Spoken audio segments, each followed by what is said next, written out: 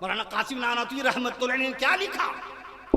بانی دارالعلوم دیوبند جنہوں نے 30 مئی 1866 بروز پنچمبا جمعرات کے دن 30 مئی 1866 15 محرم الحرام 1283 ہجری کو شہر دیوبند میں درخت انار کے نیچے دارالعلوم دیوبند کی بنیاد ڈالی ہے۔